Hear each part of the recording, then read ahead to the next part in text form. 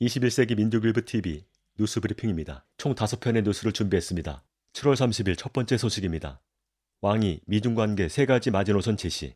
중국 외교부는 왕이 외교부장이 웬드 셔먼 미 국무부 부장관을 만난 자리에서 미중 관계에 대한 중국의 3가지 마지노선과 요구사항을 제시했다고 밝혔다. 왕이는 현재 중미 관계는 심각한 어려움과 도전에 직면해 있다며 대립과 갈등으로 갈지 관계 개선을 할지 미국은 진지하게 생각해보고 정확한 결정을 내려야 한다고 말했다. 이어 신임 미국 행정부는 전 행정부의 잘못된 극단적 대중국 정책을 유지하고 있고 중국의 마지노선에 도전하며 중국에 대한 압박을 강화하고 있다면서 중국은 이에 대해 강력한 반대를 표하며 중국의 현대화 실현을 막으려는 시도는 실현될 가능성이 없다고 강조했다. 이어 미중 간의 의견차를 통제하기 위해 3가지 기본적인 요구사항이자 중국 측 마지노선을 제시했다. 3가지 마지노선은 첫째, 미국은 중국의 사회주의 노선과 제도에 도전하거나 훼손하거나 전복시키려 해서는 안 된다. 둘째, 미국은 중국의 발전 과정을 방해하거나 가로막으려 해서는 안 된다. 셋째, 미국은 중국의 주권이나 영토 보전 권리를 훼손해서는 안 된다는 것이다. 다음 소식입니다. 중러 국방장관 회담 전략적 협력 강화. 28일 중국 국방부에 따르면 웨이 펑허 중국 국방장관과 세르게이 쇼이구 러시아 국방장관의 회담이 타지키스탄 두샨베에서 진행됐다.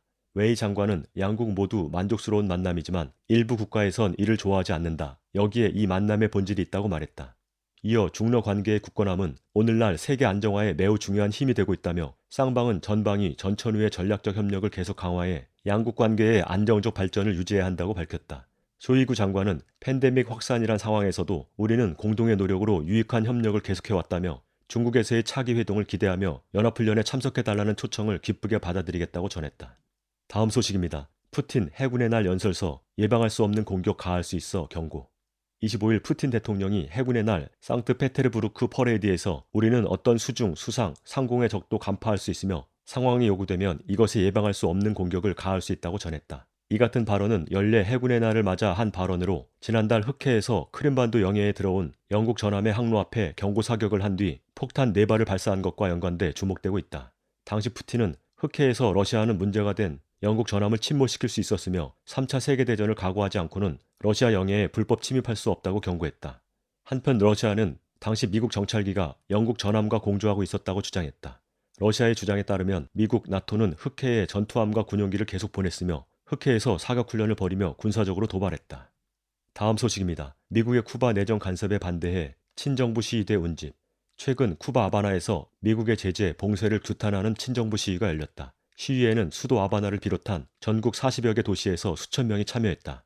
시위대는 미국인을 타도하라, 우리는 정복자로 태어났지 정복당하려고 태어난 것이 아니다 등의 구호를 외쳤다. 이날 시위에서 미겔 디아스카넬 쿠바 총서기는 우리의 적이 시민의 신성한 단합과 평온을 파괴하는 데 전념하고 있다며 미국을 겨냥했다. 또 봉쇄와 공세, 테러를 규탄하기 위해 이 자리에 모인 것, 세계가 쿠바에 대해 보고 있는 것은 거짓이라며 미국의 경제 봉쇄를 강력히 비난했다. 한편 북은 이번 디아스카넬 총서기 발언에 대해 이번 반정부 시위를 사회주의와 혁명을 말살하려는 미국의 배후 조종과 끈질긴 반쿠바 봉쇄 책동의 산물로 단죄했다고 언급했다.